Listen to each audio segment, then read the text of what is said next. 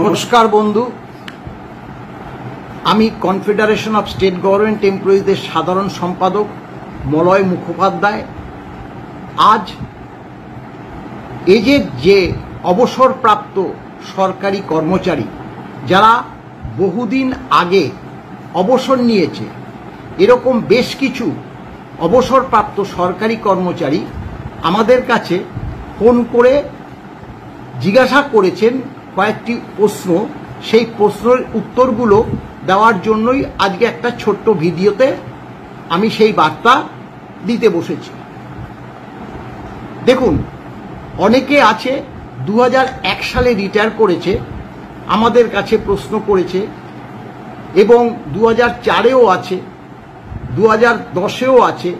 বিভিন্ন ধরনের অবসরপ্রাপ্ত সরকারি কর্মচারী আছে যারা 85, 90 এরকম এজেড হয়ে গেছে। স্বাভাবিকভাবে মামলাটা প্রায় 90% এগিয়ে 10%-এর জন্য আটকে আছে। সব থেকে উদ্বিগ্ন হচ্ছে যাদের বয়সটা অনেকটাই হয়ে গেছে। তাদের কয়েকটি প্রশ্নের উত্তর দিতেই আমি এখানে এসেছি। প্রথমত তারা প্রশ্ন করেছে যে মামলাটি জুলাই মাসের কবে উঠছে। এই বার্তাটুকু অনেকে জানে না, সেটা আমাদের জানিয়ে দেওয়া কর্তব্য যে 15ই জুলাই 2024 তারিখে সুপ্রিম কোর্টে মামলাটা উঠতে চলেছে। আবার অনেকের প্রশ্ন, মামলাটা ওই দিন উঠবে তো, হবে তো? দেখুন, মামলাটা যে উঠবে সেটা 100% নিশ্চিত হয়েছি।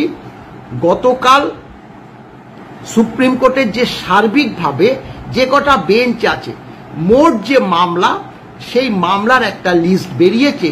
সেই লিস্টে আমাদের 174 নম্বরে মামলাটি আছে, অর্থাৎ মামলাটি অবশ্যই উঠবে। এখন হবে কিনা, দেখুন, আমরা 100% নিশ্চিত না। আপনাদের মতোই আমরা বলতে পারি যে উঠবে কি উঠবে না, সেটা সম্পূর্ণভাবে নির্ভর করছে মহামান্য সর্বোচ্চ আদালতের উপরে। আমরা কজ লিস্টটা লক্ষ্য করব। এখন সুপ্রিম কোর্ট বন্ধ আছে। আগামী 7ই জুলাই সুপ্রিম কোর্ট খুলবে। 7 তারিখ বা 8 তারিখ নাগাদ আমরা কজ লিস্টটা পাবো। সেই লিস্টে কত নম্বর আছে সেটা একটা দেখার বিষয় অবশ্যই আছে। তবে যত নম্বরই থাকুক না কেন, আমরা ওই দিন উপস্থিত থাকব মহামান্য সর্বোচ্চ আদালতের কাছে। আমরা বহুবার বার্তা দিয়েছি, আবারও বার্তা দিচ্ছি যে 12 বার মামলাটা ওঠার পরে আগামী 15 তারিখ 13 বার মামলাটা উঠতে চলেছে, যাতে শোনা হয়। এবার অনেকে প্রশ্ন যে মলয়বাবু, আমি তো সেই 1 সালে রিটায়ার করেছি, আমি তো 2000 সালে রিটায়ার করেছি, আমরা কি পাবো? দেখুন, এটা কিন্তু আমরা বারবার বলেছি যে আপনারা যত আগেই রিটায়ার করুন না কেন, আপনারা 100% নিশ্চিত যে এই মামলার অংশীদার আপনারাও। আমি আবারও একটা উদাহরণ তুলে আমি আপনাদেরকে বলে দিচ্ছি। ধরুন আপনি 4র্থ বেতন কমিশন শেষ হতে হতেই আপনি অবসর নিয়েছেন, পেনশন পাচ্ছেন। পেনশন পেতে পেতে পেতে পেতে 5ম বেতন কমিশনের পেনশন ফিক্সেশন হয়েছে, তারপরেও পাচ্ছেন। এবার আমাদের মামলাটা যেহেতু 5ম বেতন কমিশন অনুসারে, 5ম বেতন কমিশনের যে মোট 20 কিস্তি দিয়ে, সেটা আমাদের একদম সম্পূর্ণ হয়েছে 1/1/19-এ। সেটা সকলেই জানেন যে 25% মহার্ঘ ভাতা দিয়ে 125% করে তারপরে 6ষ্ঠ বেতন কমিশনের পে ফিক্সেশন বা পেনশন ফিক্সেশন হয়েছে। এবার আমরা যে রোপা অনুসারে, আইন অনুসারে, আমরা 5ম বেতন কমিশনের যে প্রথম 4 কিস্তি 12-র পরবর্তী আরো 4%, এই যে 12 আর 4-এ 16% মহার্ঘ ভাতা বাদ দিয়ে, কারণ এটা রোপা অনুসারে নির্দিষ্ট নিয়ম মতো বাম সরকার দিয়েছিল বলে সেটা আমরা ক্লেম করিনি। ক্লেম করলেও আমরা পেতাম না, কারণ এটা অর্ডার অনুযায়ী, রোপা অনুযায়ী দিয়েছে। কিন্তু পরবর্তীকালে যে নির্দেশ ছিল মানে অল ইন্ডিয়া কনজিউমার প্রাইস ইন্ডেক্সে অর্থাৎ কেন্দ্রীয় নিয়মে পরবর্তীকালে দিয়ে দেবে, সেটা দেয়নি। কিন্তু ডিএটা দিয়েছে সেটা ব্যাকলগ অনুযায়ী অর্থাৎ বকেয়া অনুযায়ী। এবার আপনাদের যে পেনশনটা 1/7/2009 এখানে যে বেসিক পেনশনটা ছিল 1/7/2009 এখানে যে বেসিক পেনশনটা ছিল সেই পেনশনটা থেকে হিসাব করবেন। আমরা এর আগে পুঙ্খানুপুঙ্খ বলে দিয়েছি।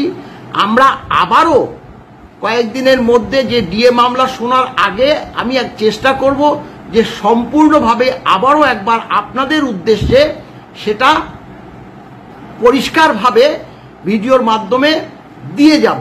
তাহলে পরে আপনারা দিয়ে দেব, তাহলে আপনারা বুঝতে পারবেন। এবার বলছি যে 1/7/2009 যে 6% ডিএ হয়েছিল সেটা তো আমরা 1/7/2009 পাওয়ার কথা, কিন্তু আমরা পেলাম না। আমরা পেলাম কবে? 1/12/2009।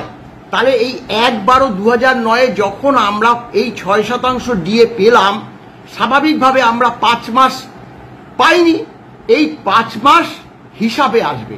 তারপরেরটা ধরুন যে ডিএটা সেটা ছিল 5%, সেটা 9 মাস। একদম পরিষ্কার হিসাবে যে 1 মানে জানুয়ারি এবং জুলাই এই যে আপনার পেনশনের যে বেসিকটা সেই হিসাবে করবেন, এবং তার যে মানে আপনার ওই বকেয়া যে পার্সেন্টেজ ডিএর পার্সেন্টেজ অনুযায়ী ব্যাকলগ হিসাব করে আমরা মহামান্য সুপ্রিম কোর্টে, মহামান্য হাইকোর্টে এবং মহামান্য ট্রাইব্যুনালে প্রত্যেকটা জায়গায় এগুলো কত শতাংশ ডিএ বাকি, মোট কত শতাংশ ডিএ সরকারি এবং অবসরপ্রাপ্ত সরকারি কর্মচারীদের দিতে হবে তা বিস্তারিত দেওয়া আছে। অর্থাৎ মামলাটা যদি সুপ্রিম কোর্ট থেকে আবার হাইকোর্টে চলে আসে তখন সেগুলো পরিষ্কারভাবে হিসাব করে অবসরপ্রাপ্ত কর্মচারী যারা অ্যাক্টিং বর্তমানে আছে সে সকল কর্মচারীদের ডিএ অবশ্যই দিতে হবে। এবার ওই যে বললাম 1/7/2009 6% ডিএ সেটা 5 মাস, এবং লাস্ট যে ডিএটা সেটাও ছিল 6%, সেটা দিয়েছে 1/1/19। এই যে 1/1/19 এটা দেওয়ার কথা ছিল 1/1/16-তে, কারণ 1/1/16 তো 125% হয়েছে, সেই যে 6% নিয়ে গিয়ে দিয়েছে 1/1/19, অর্থাৎ সেটা 36 মাস। এই যে 36 মাসের বকেয়া পাবেন, এইভাবে ক্যালকুলেশন করে ডিএটা নির্ধারিত হবে।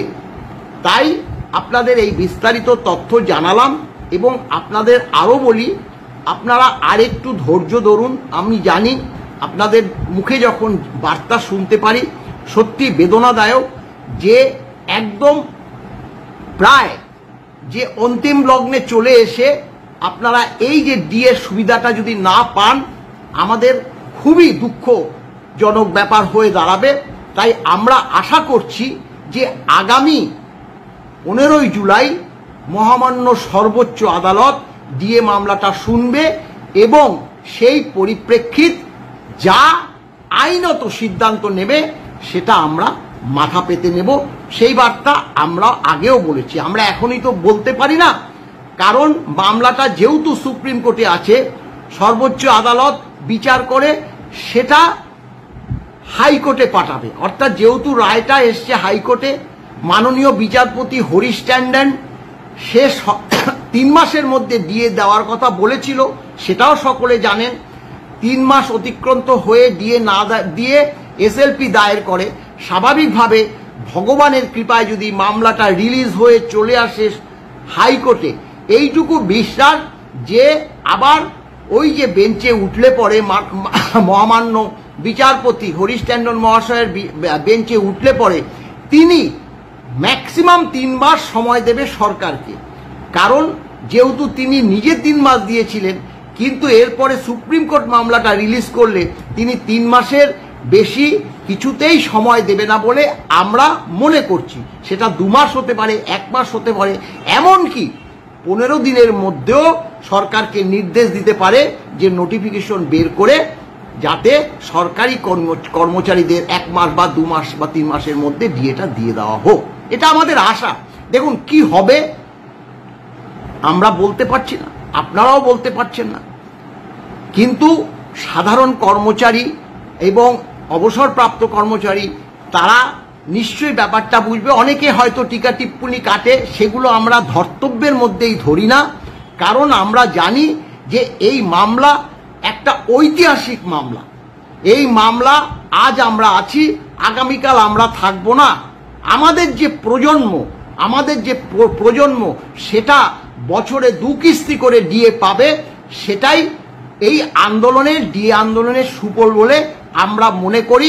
এবং confederation of state government employees মনে রাখবেন 16 সালের ডিসেম্বর মাসে প্রথম যে আমরা মেনশন হিয়ারিং করে এবং ফেব্রুয়ারি মাসের 16 তারিখে মূল মামলা উঠেছিল এবং আমাদের বিপক্ষে গিয়েছিল, তার পরবর্তীত ইতিহাস এটা আপনারা সকলেই জানেন। অর্থাৎ confederation of state government employees 2016 সাল থেকে আজ পর্যন্ত ডিএ মামলা লড়ে যাচ্ছে এবং আপনাদের সহযোগিতায়। এটা না বললে ভুল হবে। ভালো থাকুন এবং ডিএ মামলার সুফল আপনারা পান, এই আশা রেখে আমি আমার বক্তব্য শেষ করছি। নমস্কার।